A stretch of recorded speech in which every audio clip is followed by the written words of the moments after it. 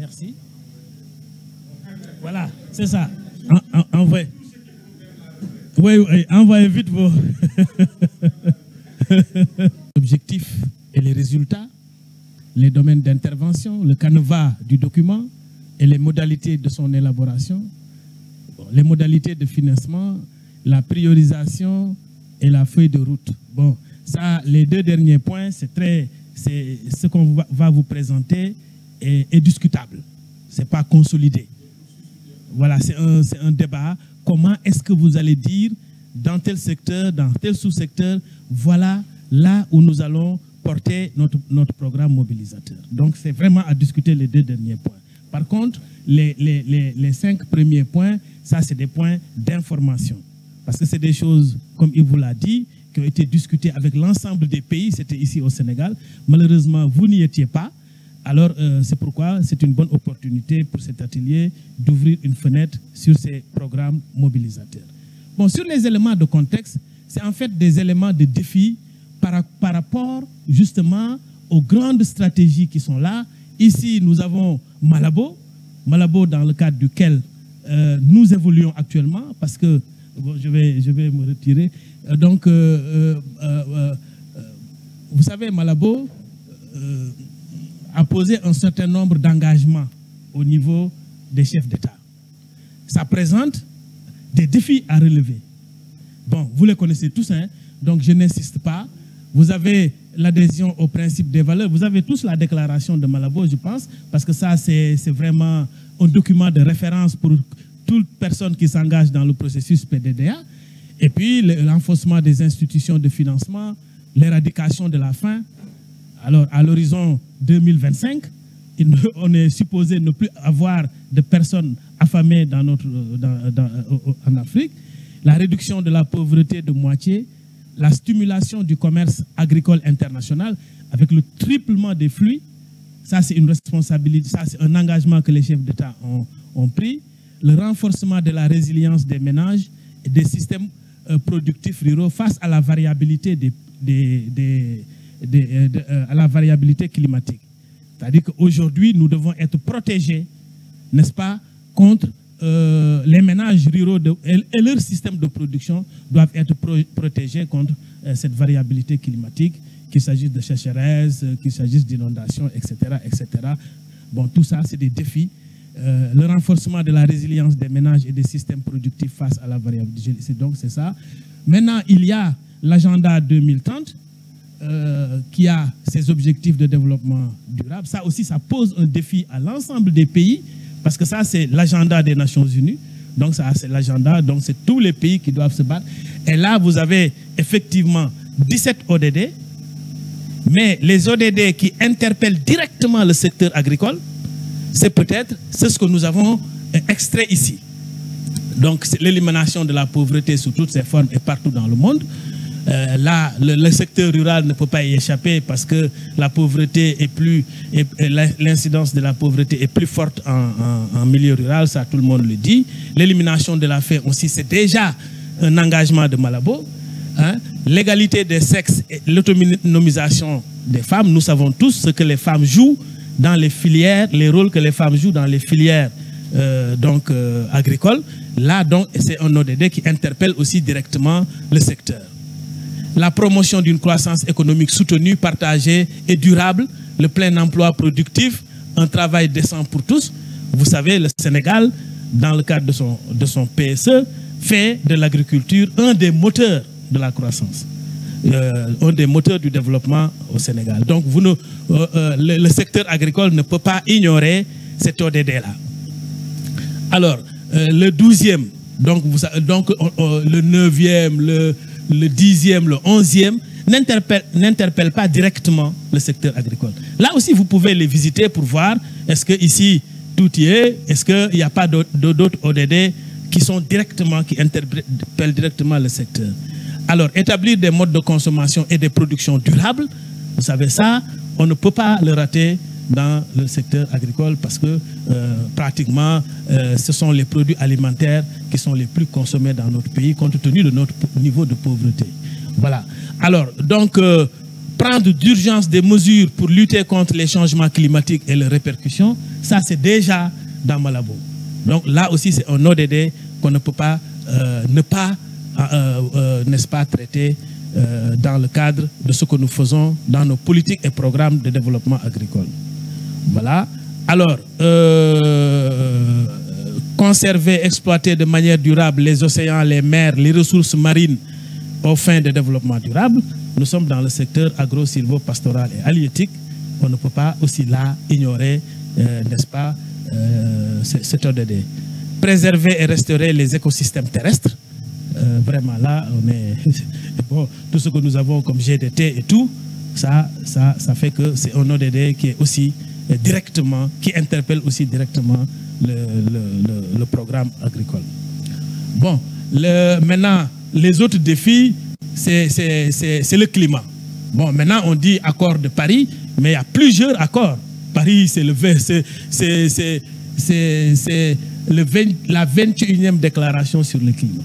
Il y a donc, mais quand même, Paris focalise un certain nombre de choses. Mais avant même Paris, donc à Cancun, il y avait le fonds vert qui est là, qui est disponible, qui peut être utilisé par les programmes que nous développons. Alors, donc là aussi, sur la déclaration de Paris, j'insiste pas, c'est un certain nombre de choses. Donc, les capacités d'adaptation, parce qu'il y avait, face à la variabilité climatique, il y a deux choses. Il y a l'atténuation et l'adaptation. C'est vrai qu'aujourd'hui, l'atténuation, on vise beaucoup les pays développés qui émettent des effets à gaz de serre, etc., etc.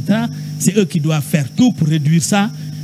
Mais aussi, quand même, on sait qu'en Afrique, bon, il y a des forêts qui brûlent, etc. Si les forêts brûlent, ça veut dire qu'il n'y a pas de puits carbone, etc., etc.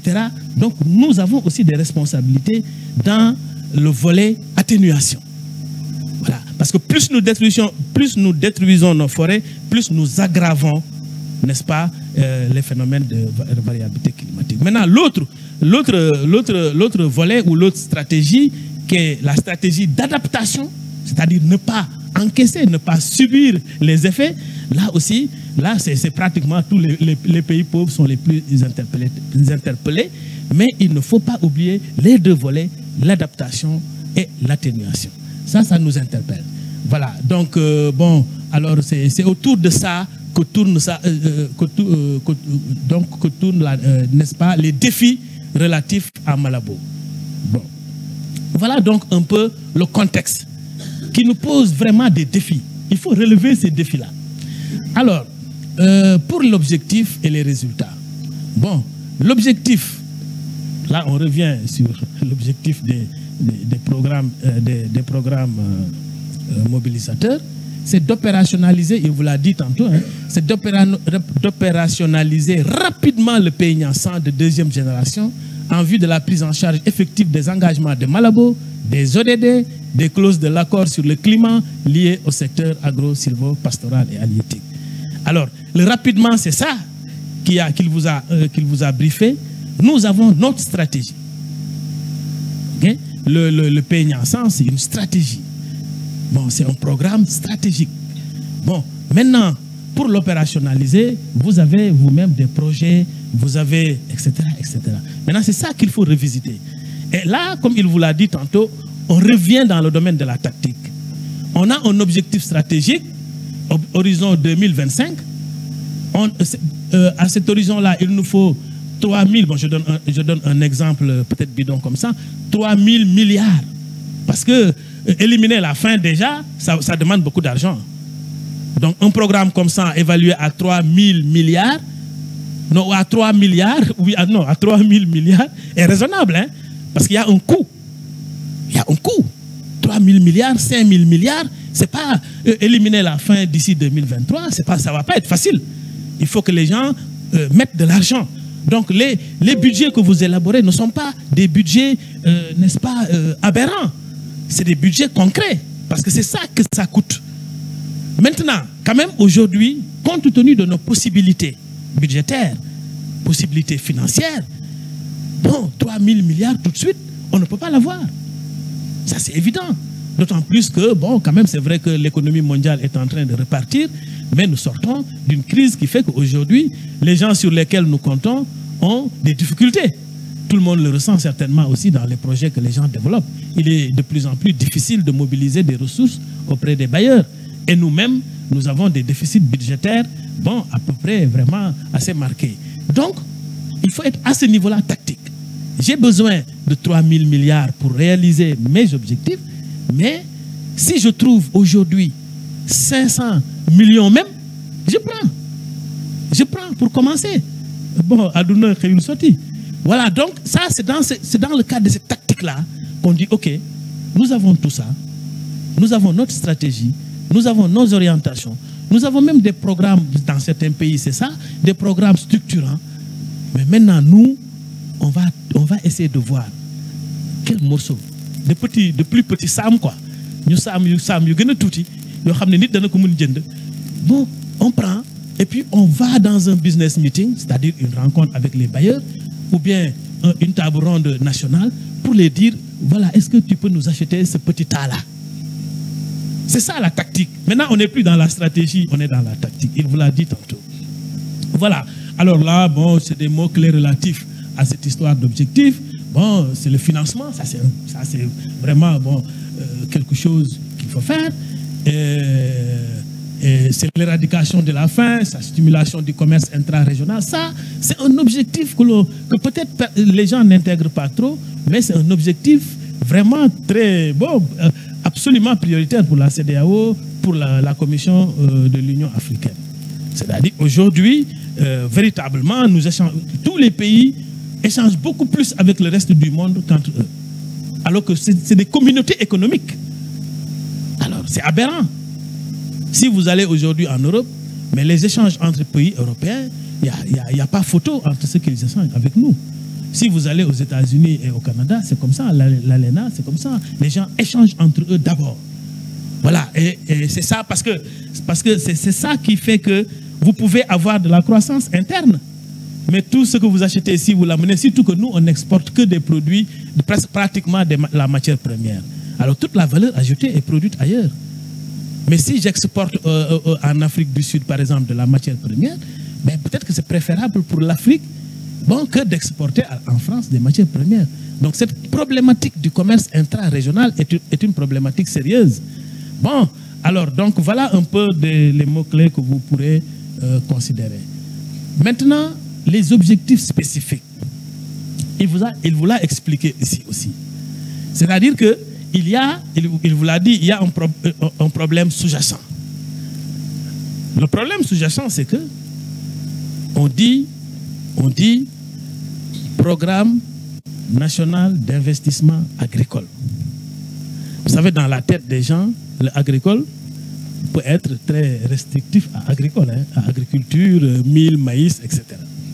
Donc, si les ressources du pays en viennent, le Mayer au Sénégal, par exemple, peut être tenté de tout capter et d'oublier l'élevage ou bien d'oublier l'environnement.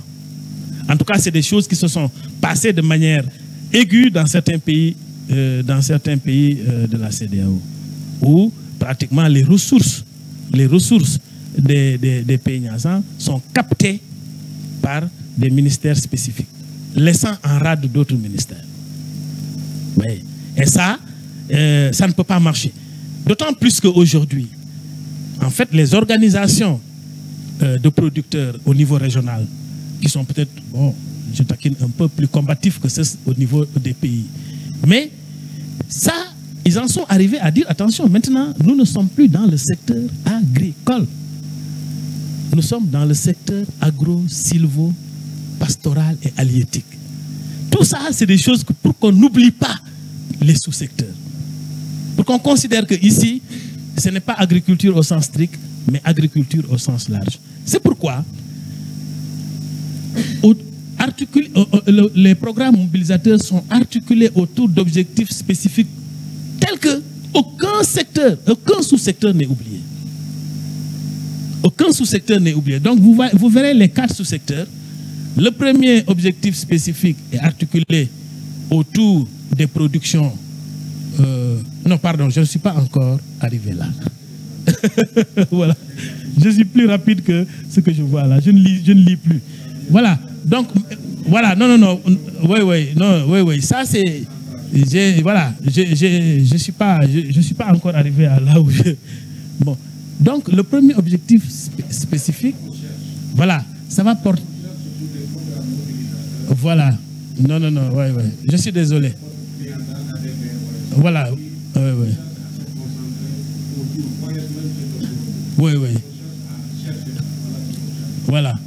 Voilà. La productivité, les disponibilités alimentaires, voilà. Oui.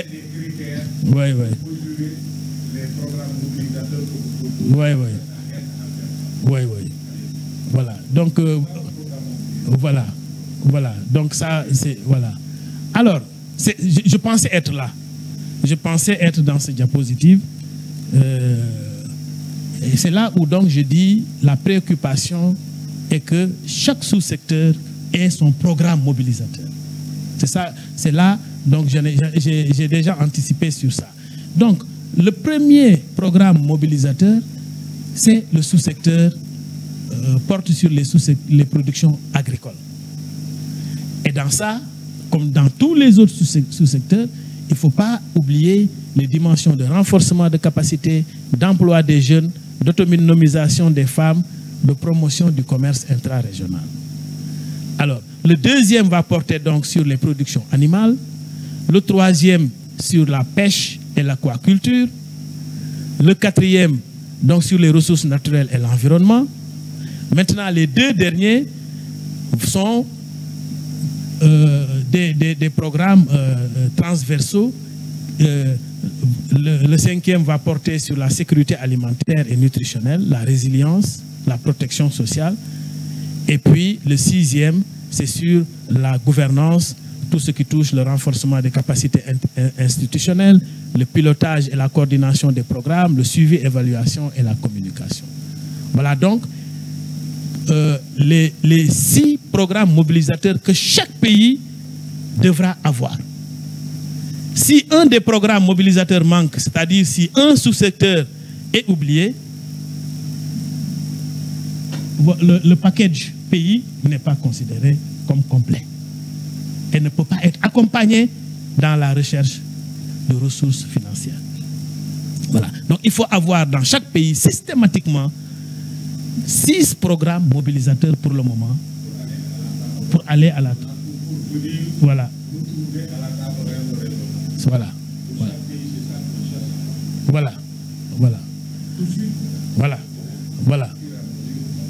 Voilà. Alors, pour chaque document de programme mobilisateur, voilà le canevas qui est suggéré au pays. Vous savez, l'approche du processus ECOWAS-PDDA, c'est vraiment une approche participative et inclusive. Il peut arriver qu'un pays dise, je propose telle ou telle adaptation par rapport à ma réalité. Mais quand même, les pays, puisque nous sommes dans un processus d'intégration, on suggère que ce soit commun à tous les 15 pays de la CEDEAO pour des problèmes de comparabilité, de partage d'expérience, etc., etc. Donc vous avez un titre explicite, ça c'est important, parce que c'est ça qui va attirer tout de suite un bailleur. Vous voyez, on a parlé de SAM là, avec le conditionnement, c'est bien écrit. Donc quand tu abordes, tu dis, ah, ça c'est important. Je vais plonger. C'est mon domaine de prédilection, etc. Donc il faut bien travailler les titres. Vraiment. Alors maintenant, il faut un résumé exécutif. Parce que, bon, on n'a pas toujours... C'est vrai que, bon, je pense qu'on attend une dizaine de pages, bon, des choses comme ça. Bon, il dira le volume. Mais bon, tout le monde n'est pas... Bon, la lecture maintenant semble poser problème aux gens. Bon, donc il y a toujours un résumé concis qui fait que la personne comprend tout de suite tout ce qu'il y a dans le document, même s'il ne lit pas tout. Voilà. Alors, le contexte et la justification, ça, bon, maintenant, tout le reste, c'est le schéma global des projets, voilà, les objectifs, les résultats, les axes d'intervention, le budget, l'analyse économique et financière. Ça, c'est important. On est dans la recherche d'argent. Et souvent, c'est des choses que les bailleurs regardent. Voilà, ça me ramène quoi? Ça va produire quoi? Quel rendement financier? Quel rendement économique? Etc., etc. Donc ça les intéresse beaucoup. Et puis le dispositif de mise en œuvre, je pense qu'hier, ça a été l'objet de discussion. Et puis le cadre de résultats, les indicateurs de performance, c'est des choses sur lesquelles nous sommes tous maintenant habitués. Voilà. Alors, maintenant, le processus...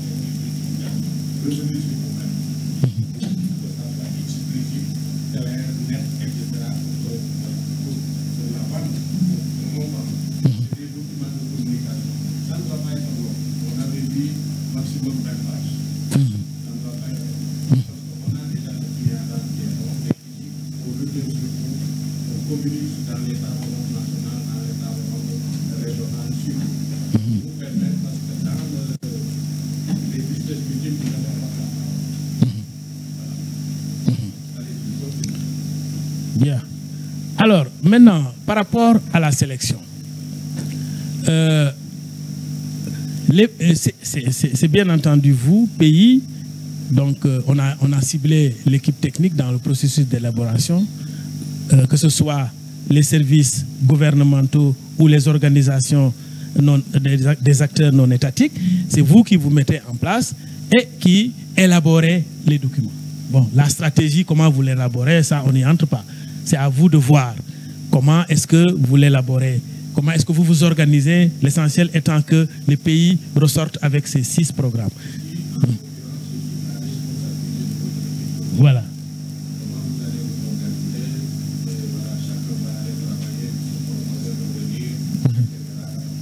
Voilà. Voilà. Maintenant, une fois que c'est élaboré au niveau des pays, il vous a parlé tantôt du groupe technique d'appui. Il vous a parlé des membres. En fait, c'est toutes les institutions scientifiques et techniques de la région qui sont regroupées dans ce groupe. Avec la possibilité de personnes ressources supplémentaires selon les choses qui sont examinées. Parce que ça, c'est ce groupe qui va dire, qui conseille techniquement la CEDEAO, aussi bien dans les processus PNIA que sur ces programmes mobilisateurs, que sur le processus régional, va donner les avis techniques à la CEDEAO. Qui dit que ça c'est bon, ça c'est pas bon, etc., etc. Voilà la stratégie. Et c'est ce groupe-là d'ailleurs qui a élaboré la démarche méthodologique de formulation des PNIA 100 de seconde génération. Donc, les documents que vous élaborez vont revenir à ce groupe technique d'appui. Il vous a donné les membres, SILS, etc., etc., IFPRI, voilà, CORAF, etc. Donc, je dis toutes les institutions scientifiques et techniques de la région. Alors là, certainement, bon, oui, oui, oui.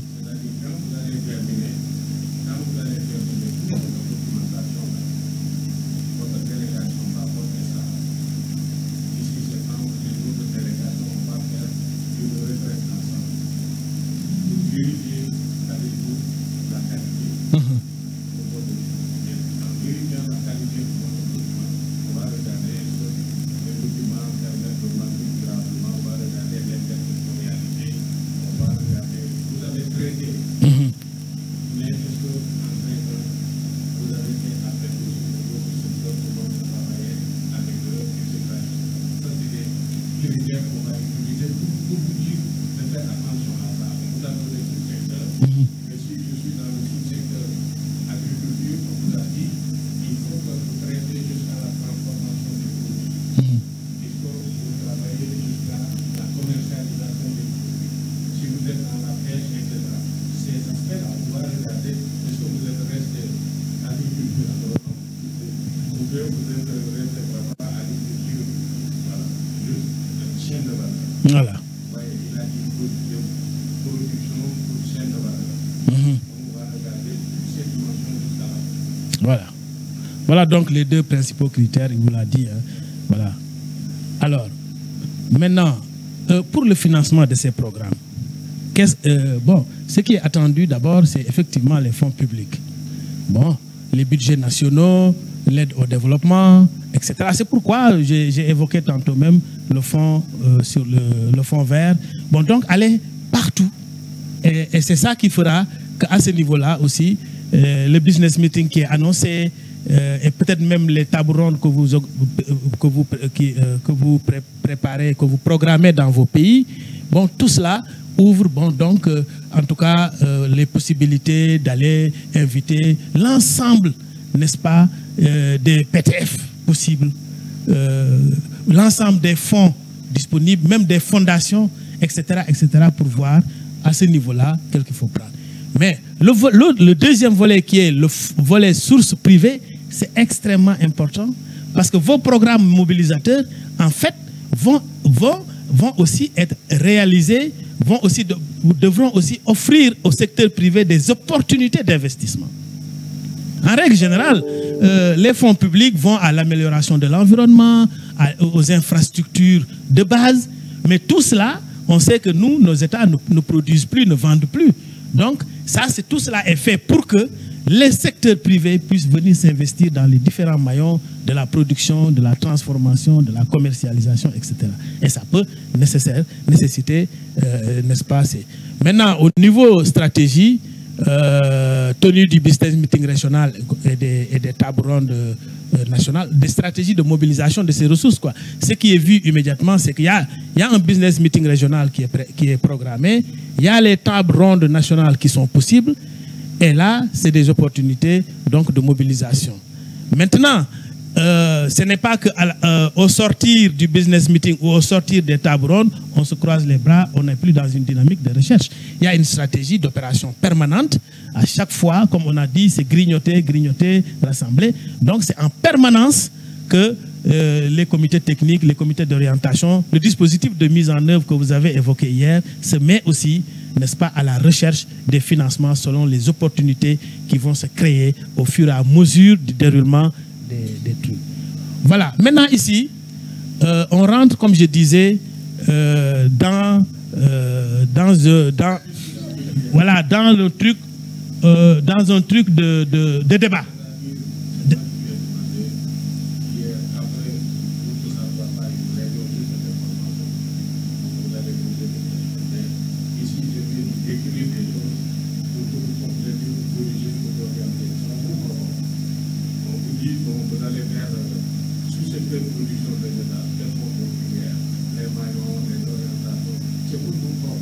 Ok.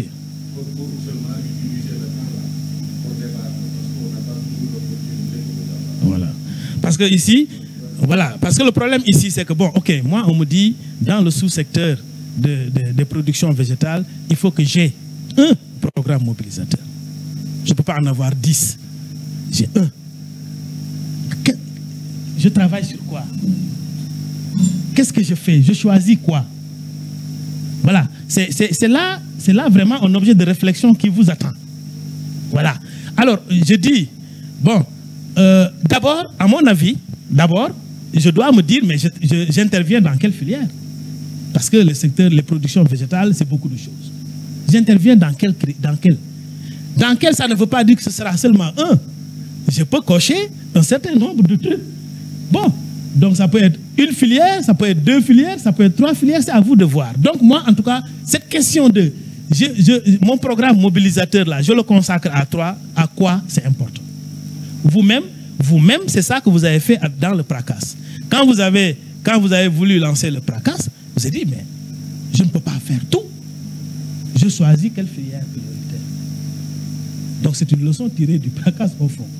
Voilà. Donc je pense que ça c'est une question qui vous interpelle. Ok, maintenant j'ai ma filière ou mes filières. Je fais quoi? J'appuie. Parce qu'on est dans des logiques de chaîne de valeur. J'appuie la production seulement, ou j'appuie aussi la transformation ou la commercialisation. Là aussi, c'est des options. Mais c'est une question qui m'interpelle. Il n'y a pas d'option. Voilà. De travailler sur les trois. Voilà. Voilà. Donc, voilà une question qu'il faut régler. Alors, maintenant, le reste, c'est que ce programme mobilisateur-là aussi, je l'oriente principalement autour de quoi? Est-ce que ce sera la productivité? Parce qu'on a dit, on est dans des tactiques de mobilisation de ressources plus faciles que qui. Parce que si je viens, je veux intervenir dans tout ça, mon budget va gonfler. Mon budget va gonfler et je reviendrai dans ma logique de départ, j'ai un peignasant de 5 milliards, de 5 000 milliards. Donc, il faut faire des options. C'est ça, c'est pourquoi on a dit priorisation. Je ne peux pas tout faire. Bon, alors, même ici, bon, le directeur exécutif dit, bon, on fait tout, mais je peux me dire, voilà, il faut, je me dis, oui, je me dis, voilà. Mais ici, vous ne pouvez pas tout faire. Donc, c'est des options. Est-ce que je me concentre sur la productivité? Je peux peut-être me concentrer sur 2 ou 3 choses, mais si je veux aller au-delà, à mon avis, le budget va éclater. Alors, est-ce que je me concentre sur la fertilité des sols pour cette filière que j'ai choisie, hein? On a choisi une filière. Mais quelle est la problématique majeure de cette filière?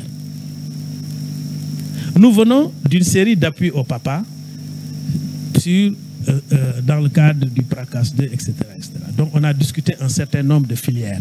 On a discuté riz, on a discuté mil, sorgho, maïs, on a discuté pommes de terre, oignons, tomates, etc. Mais à la base, là, les gens, quand vous discutez, ils connaissent tellement ces filières, tellement leur réalité, qu'au fond, ils vous amènent souvent à dire c'est ça le problème de cette filière, c'est pas autre chose. Sur l'oignon, par exemple, la pomme de terre, etc., ils te disent, nous, notre problème, c'est le stockage. C'est pas autre chose. Donc c'est ça qu'il faut aller chercher, hein, parce que c'est eux qui vont réaliser les trucs sur le terrain. Mais si tu viens leur dire productivité, ils te disent non, ça on l'a réglé. On est à 40 000 tonnes hectares, etc., etc. Donc ici, c'est vraiment important de travailler sur l'orientation. Emploi jeune, les gens en parlent. Voilà, on parle. Donc j'ai réduit mon budget. Est-ce que je me concentre sur les 2 à la fois, etc. Commerce intra-régional, c'est important aussi. Mais tout ça, je crois, doit dépendre d'une bonne connaissance du terrain, de ce que vos producteurs attendent, de leurs vrais problèmes. Si vous le ratez, vous ratez le programme mobilisateur. Parce qu'il y a une autre affaire aussi dans cette histoire de programme mobilisateur, en tout cas pour moi, c'est qu'en règle générale, si vous prenez le pays Niassan, les gens ont réalisé beaucoup de choses dans le pays Niassan, mais vous venez sur le terrain, vous dites aux gars, le pays Niassan, ça peut être un problème, hein? Qui te disent, voilà, je connais, etc. Parce que ça se réalise justement à travers d'autres programmes qui ne s'appellent pas PENIA. Mais dans ces programmes mobilisateurs, il faut aussi que les gens, parce que nous sommes dans une dynamique d'intégration régionale par les peuples, il faut que les gens sachent que tout ça s'inscrit dans une dynamique d'intégration régionale, soient conscients que ça, c'est le pays Niassan qui est en train d'agir. Ça, c'est un élément important. Voilà donc ce que je voulais dire sur ça. Mais ça, comme je vous l'ai dit, c'est moi qui propose cette démarche. Hein. Bon, je me pose sur la question, sur ces trucs, etc. Pour arriver à décider de ce que nous allons faire. Par exemple, du programme production végétale, qu'est-ce que nous allons faire? On va travailler sur quoi? On n'est pas encore dans la formulation, on est en train de voir, on intervient sur quoi? On n'est pas sur le comment, on n'est pas sur le truc. Qu'est-ce qu'on fait? Ça, c'est une réflexion qui, à mon avis, vous interpelle d'abord. Alors, j'ai fait ça un peu, bon, je connais mieux le secteur, le sous-secteur production végétale parce que je suis agronome, bon, enfin, je prétends l'être. Bon, alors, mais pour les autres, quand même, bon, il y a des suggestions, mais je ne maîtrise pas trop. Je pense que notre ami Diatta de trucs est là. Bon, vous savez, dans le domaine environnemental et ressources naturelles, il y a la GDT, vraiment protéger, conserver nos ressources. Ah bon, non, je pensais que c'était ça qui venait le... Ah oui, je n'avais pas... Je pensais que je... Voilà. Alors, pour l'élevage, je pense aussi que je suis plus à l'aise, je suis un peu plus à l'aise dans ce secteur, parce que ce n'est pas très loin de l'agriculture. Hein. Bon, alors voilà des filières, et là aussi, c'est à vous de les revoir en compte tenu de la pertinence des trucs. Bon, nous savons tous que les gens parlent de viande, hein. Production de viande, ça, le lait. Maintenant, quand je dis bovin, et ça c'est les animaux sur pied, hein. Les gens vendent le bétail sur pied. Bon, donc, parce qu'il y a la viande ici, il y a la viande ici, il y a la viande ici. Mais, quand je dis viande, c'est vraiment viande.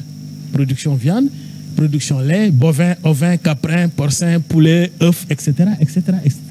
Bon, maintenant là aussi, bon, c'est les spécialistes des productions animales qui voient la pertinence de ça. Et bon, le maillon, on revient sur les mêmes choses.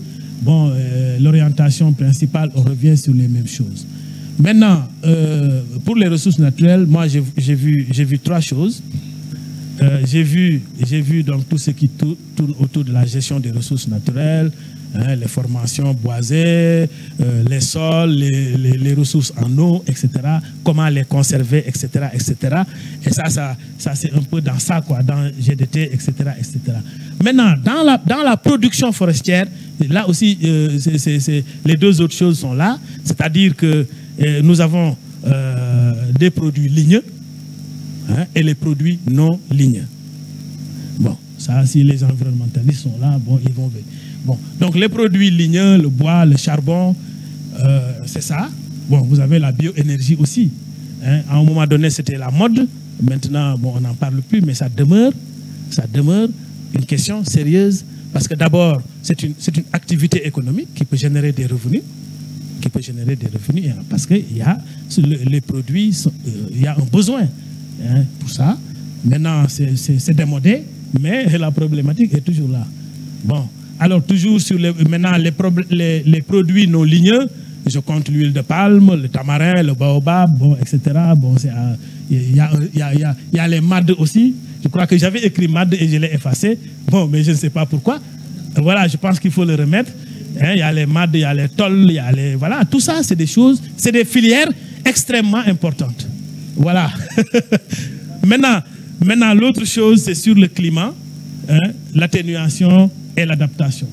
Voilà, l'atténuation et l'adaptation. Donc, bon, maintenant ici, je pense que dans les filières, il n'y a pas de production. Hein, c'est la cueillette pour le moment.